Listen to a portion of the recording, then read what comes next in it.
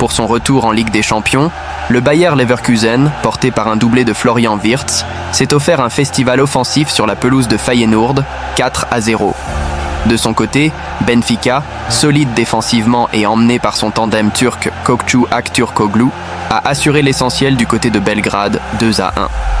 Après la victoire arrachée par le Paris Saint-Germain contre Girona, et en attendant les grands débuts de l'AS Monaco et du Stade brestois dans la compétition, la première journée de Ligue des Champions se poursuivait, ce jeudi, avec 2 rencontres programmées à 18h45. Champion d'Allemagne en titre, et au sortir d'une saison 2023-24 étincelante, le Bayer Leverkusen se déplaçait sur la pelouse de Feyenoord, pensionnaire d'Eredivisie.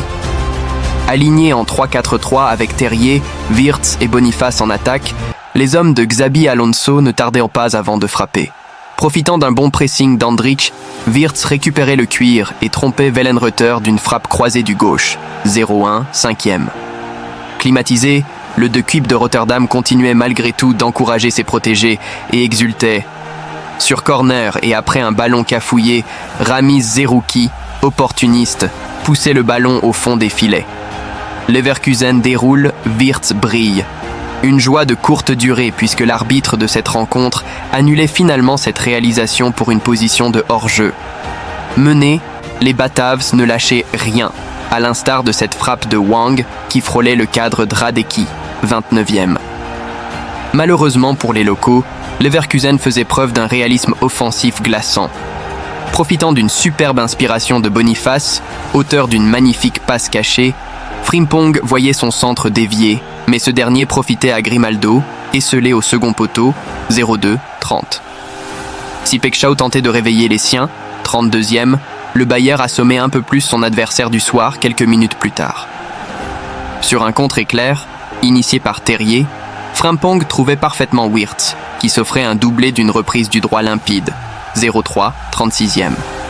Un début de cauchemar pour le Stadion Club qui se confirmait juste avant la pause. Coupable d'une grossière erreur sur une remise de la tête de Tapsoba, Wellenreuther déviait le ballon dans ses propres cages, sonnant un peu plus ses partenaires, 0-4, 44e. Au retour des vestiaires, Leverkusen poursuivait sur sa lancée avec un mélange irrésistible de talent et de réalisme. Feyenoord cherchait malgré tout à sauver l'honneur, mais Timber voyait sa lourde frappe repoussée par Radecki, 55e. Dans la foulée, Hanko ne trouvait pas non plus la faille sur coup franc.